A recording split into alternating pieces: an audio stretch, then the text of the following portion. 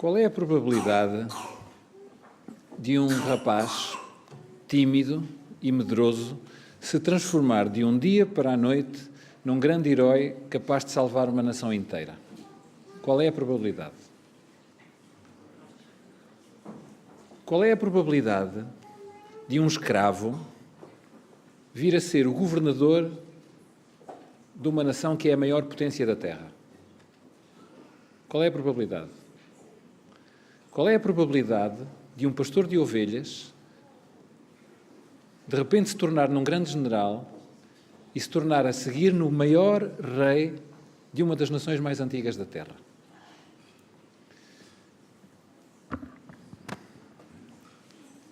Nós podemos ser otimistas ou pessimistas, mas em qualquer dos casos posso-vos garantir que a probabilidade de uma coisa destas acontecer é mesmo muito baixa, baixíssima.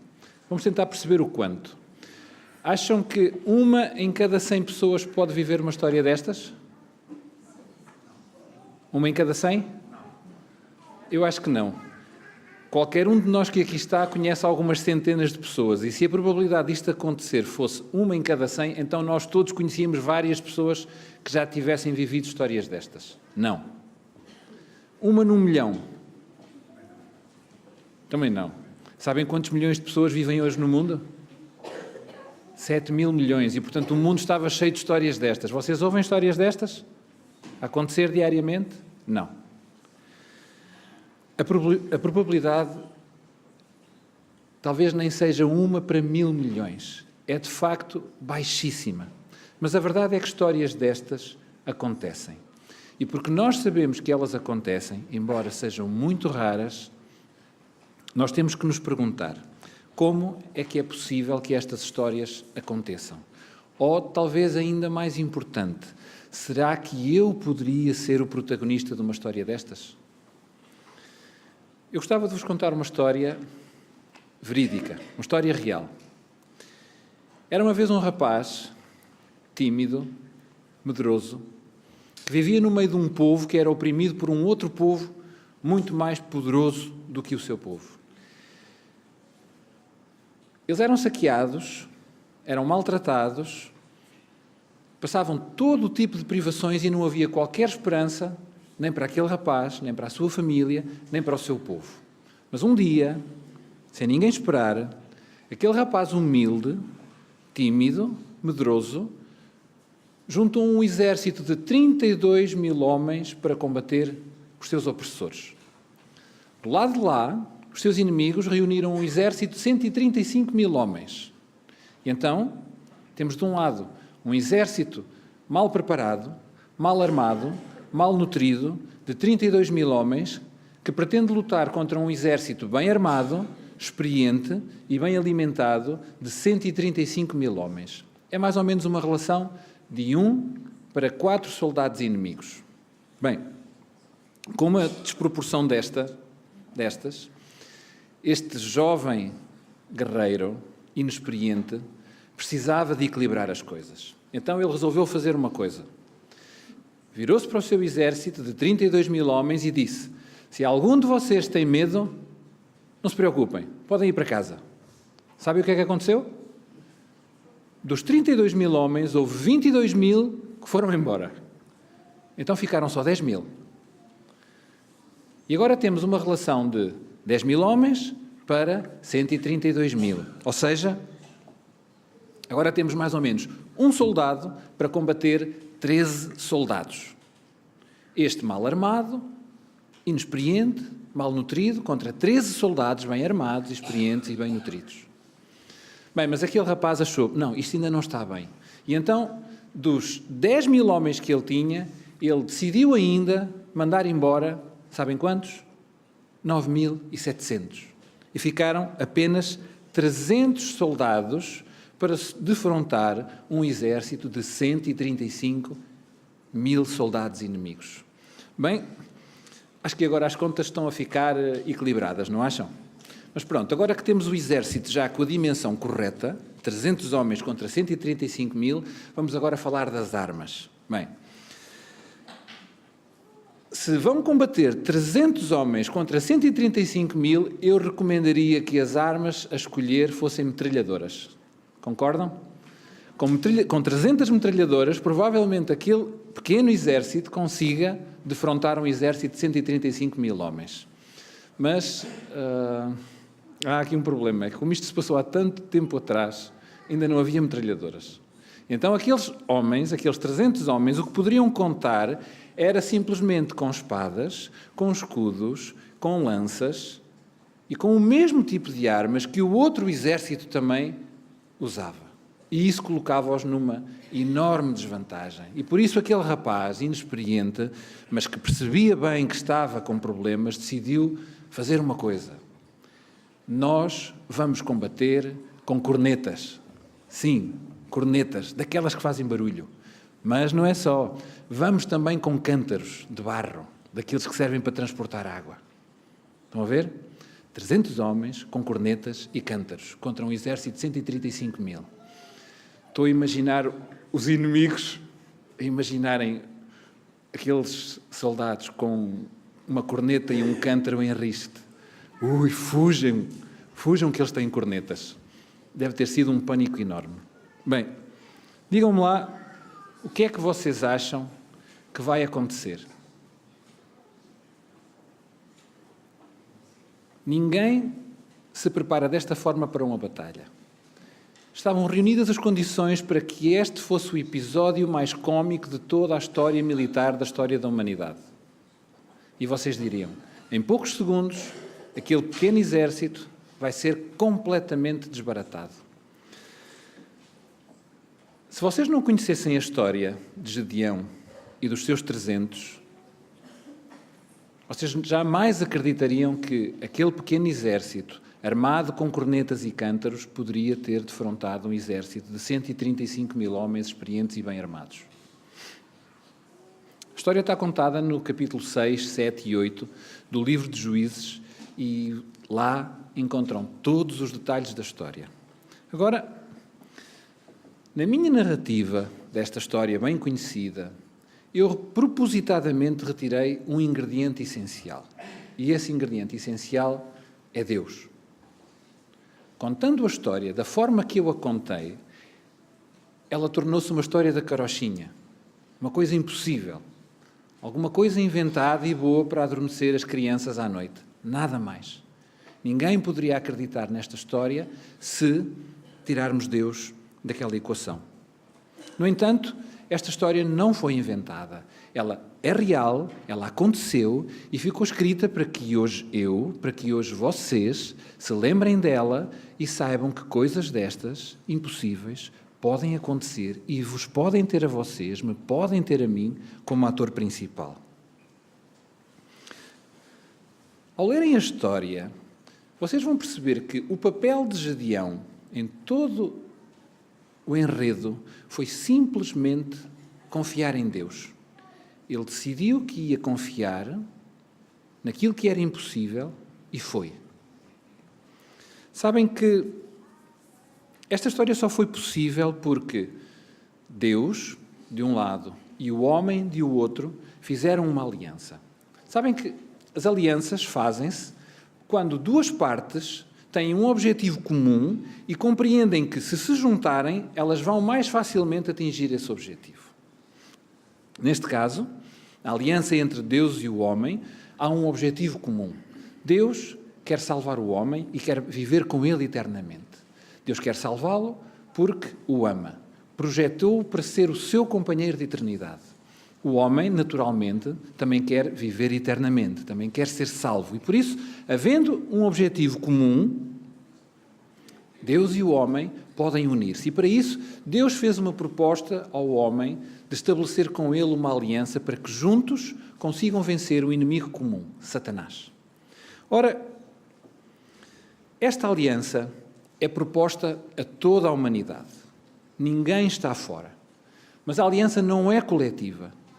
Não há uma proposta que Deus faça para um grupo de pessoas. A aliança é individual. A decisão tem que ser individual. Cada um de nós, cada um de vocês, terá que tomar a sua própria decisão quanto a esta aliança. Vai aceitá-la ou não vai? E como todas as alianças, há regras. Neste caso, quando Deus e o homem estabelecem uma aliança, Deus compromete-se a fazer determinadas coisas e o homem compromete-se a fazer outras coisas. Aquilo que Deus se compromete a fazer é muito simples, é amar-nos. Como é que esse amor se expressa na prática? Bem, Ele perdoa-nos os nossos pecados, paga o preço pela nossa rebelião e decide dar-nos a vida eterna. E na Bíblia, vou-vos pedir que abram as vossas Bíblias, Deus expressa este compromisso com a nossa aliança de variadíssimas formas. Uma delas, por exemplo, está no Salmo 91, nos versículos 15 e 16. Salmo 91, nos versículos 15 e 16, em que Deus diz: Ele me invocará e eu lhe responderei. Estarei com ele na angústia, dela o livrarei e o glorificarei. Fartá-lo-ei com muitos dias e lhe darei a minha salvação. Um outro texto, onde Deus reafirma o seu compromisso nesta aliança, está no livro de Apocalipse, no capítulo 21 e no versículo 4. Aí, Jesus diz: Limparei dos teus olhos toda a lágrima e não haverá mais morte, nem pranto, nem clamor, nem dor, porque já as primeiras coisas são passadas. Um outro texto onde Jesus também afirma o seu compromisso conosco está no livro de João, no capítulo 13 e no versículo 16. Nesse texto, Jesus diz que Deus amou de tal modo o mundo que entregou o seu Filho único para que todo aquele que nele crer não se perca, mas tenha a vida eterna. Esta é a parte de Deus.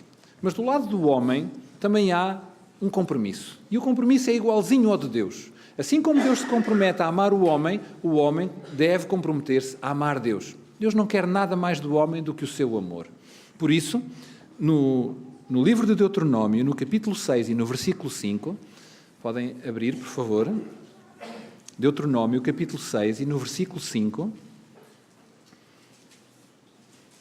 Deus diz: Amarás, pois, o Senhor teu Deus de todo o teu coração e de toda a tua alma e com todas as tuas forças. Amar a Deus sobre todas as coisas é o nosso compromisso. Se amarmos Deus sobre todas as coisas, vai acontecer uma coisa em nós. É que nós naturalmente vamos também gostar dos nossos semelhantes, vamos amar-nos uns aos outros. E esta segunda parte, o amor de uns pelos outros, acaba por ser como que uma prova dos 9 se de facto nós amamos a Deus ou não. Se nós amarmos os nossos irmãos, é porque também amamos a Deus. Se nós não amarmos a Deus, não vamos de maneira nenhuma amar os nossos irmãos. Ora, Deus sabia que a nossa memória não era o nosso forte.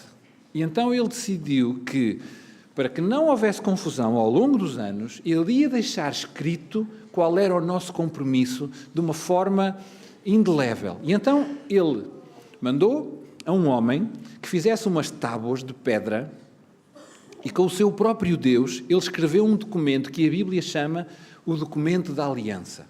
Na maior parte das traduções este não é o nome, mas o nome original é este, é o documento da aliança. E esse documento é um documento curto que tem 10 pontos, que são os 10 princípios de vida que no fundo retratam o amor que nós devemos ter acima de tudo por Deus e o amor que nós devemos ter pelos nossos semelhantes. Quando esse documento estava pronto, Deus mandou fazer muitas cópias dele e disse que ele ia ser guardado dentro de uma arca de ouro. Essa arca ia ser colocada no sítio mais sagrado do templo, do santuário e mais tarde do templo. E porque ela continha o documento da aliança, ela passou a ser chamada a Arca da Aliança.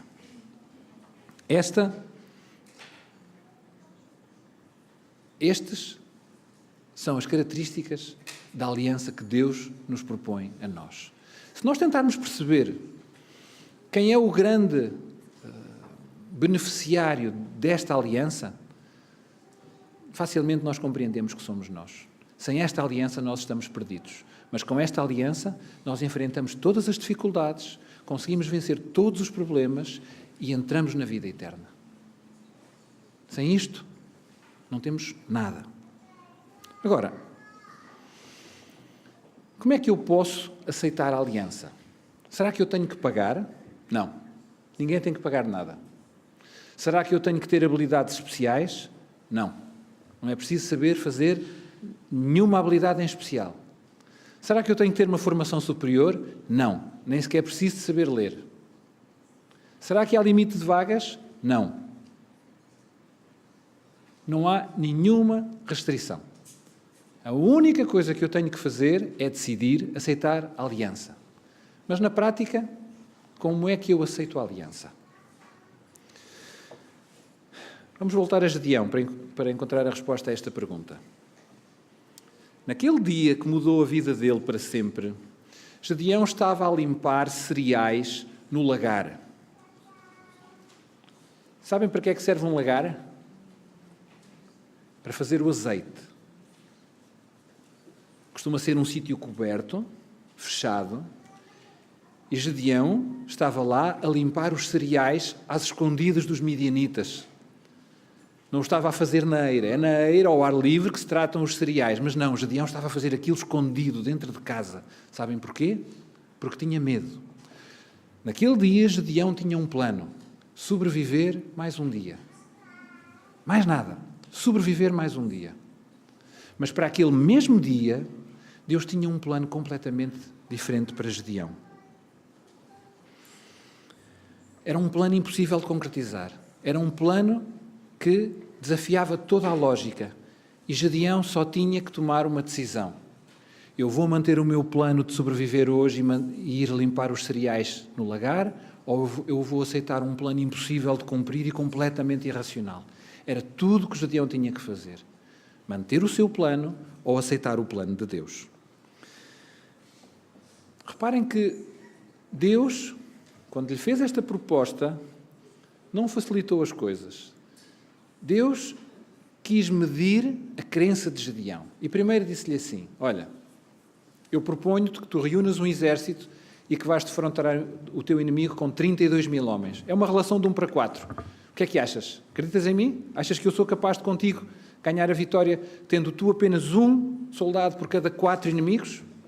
E Gedeão disse, acredito, eu vou. Reuniu os 32 mil homens. Mas Deus disse, olha, espera aí, estive a pensar melhor e afinal, isso é muita gente. Se tu fores para a batalha com essa gente toda, no final, apesar de ter sido eu que te dei a vitória, vocês vão todos dizer, epá, nós somos mesmo bons soldados. Fomos nós que vencemos os midianitas. Eu não quero nada disso. Olha, disse aos teus homens, aqueles que quiserem ir embora, para irem para casa. E foram-se embora 22. E depois disse-lhe, olha, Gedeão, tens 10 mil, o que é que tu achas? Achas que eu, contigo e com os 10 mil, conseguimos vencer os midianitas? E Gedeão disse, consigo, acredito.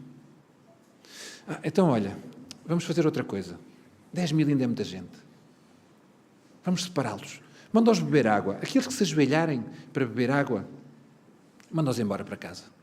Aqueles que agarrarem a água nas mãos e a levarem até à boca, é com esses que tu ficas. Estou mesmo a imaginar o Gedeão à beira do riacho, se calhar cheio de sede, mas sem beber água, a olhar para cada um deles. E um em cada 100 bebia água. E ele ia pensando, mas isto está tudo a ir embora. Que exército vai ser este? E no final fizeram a contabilidade. 300 homens. E quando chegaram a um exército de 300 homens, Deus disse-lhe, e agora, Gedeão? Tu ainda confias em mim? Tu achas que eu, contigo e com esses 300 conseguimos vencer os midianitas? E Gedeão disse, eu confio completamente. E se agora tu não levares espadas, mas levares uma coisa ridícula que é uma corneta e um cântaro? Tu ainda confias em mim, Gedeão? E Gedeão disse, eu confio em ti, seja em que circunstâncias for. Vamos à batalha. E foram à batalha e venceram a batalha. Eu não sei se eu acreditaria como Gedeão acreditou. Eu não sei se vocês acreditariam como Gedeão acreditou. Deus levou Gedeão aos limites, mas ele acreditou sempre. E isto era tudo o que ele precisava fazer. Foi quando Gedeão se rendeu completamente, se entregou completamente nas mãos de Deus, que Deus pôde fazer o impossível e coisas extraordinárias aconteceram. Isto que Deus fez com Gedeão é o que Ele quer para mim. Isto que Deus fez com Gedeão é o que Ele quer para vocês. E eu? E vocês? O que é que vocês querem? O que é que vocês querem ser? Um Gedeão medroso, escondido no lagar? Ou um Gedeão valoroso e heroico?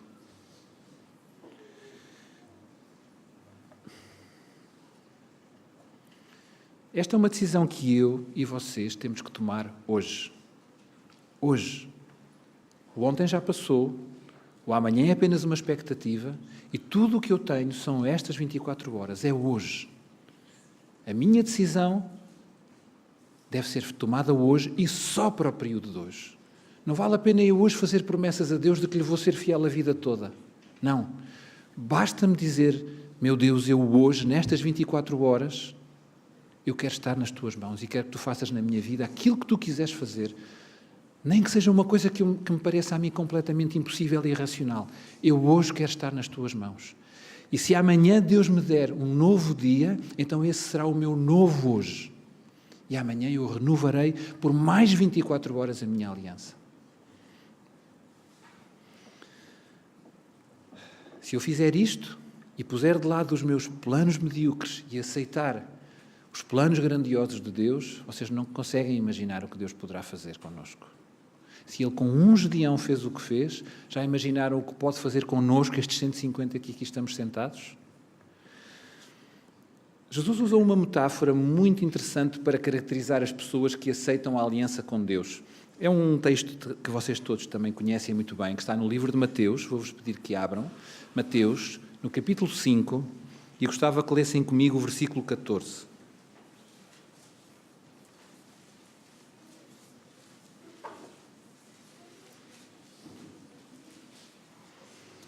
Mateus 5,14, Jesus disse: vocês, os que aceitam a aliança, são a luz do mundo. E agora reparem no que Jesus disse a seguir, que parece que não tem nada a ver com o versículo anterior. Não se pode esconder uma cidade erguida sobre um monte. Sabem o que é que Jesus queria dizer com isto?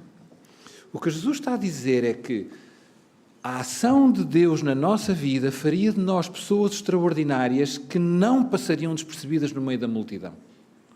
O que Jesus disse é que nós poderemos ser um exemplo tão grande que mesmo a uma grande distância todos ouvem falar de nós. Vocês já foram a Monsaraz, uma vila no cimo de um monte, no meio da planície alentejana? É uma vila pequenina, mas muito bonita, que está rodeada de uma grande planície, que hoje tem muita água, graças ao Alqueva. Vocês não precisam de estar perto para a verem ao longe. Vocês podem estar muito longe, mas ela aparece bem sobranceira no cume do monte. É isto que Jesus diz. Este é o plano que Jesus tem para mim. Deus quer que a minha vida, ao ser moldada por Ele, seja nada mais, nada menos do que a maior prova da sua existência. Deus quer que a minha vida seja a maior prova de que Deus existe. Deus quer que um ateu, ao olhar para mim, perceba que não faz sentido nenhum continuar a achar que Deus não existe. Deus quer que a minha vida seja melhor do que 1000 pregações. Deus quer que eu, calado, seja um verdadeiro exemplo, uma luz que mostre o caminho a outros. E isto é possível. Então só nós aceitemos a aliança. Isto é o que Deus quer para mim. Isto é o que Deus quer para vocês. Resta-nos agora decidir o que é que nós próprios queremos para nós. O que é que vocês querem para vocês. Eu desejo-vos a todos um bom sábado, uma boa reflexão e uma boa decisão. Bom sábado a todos.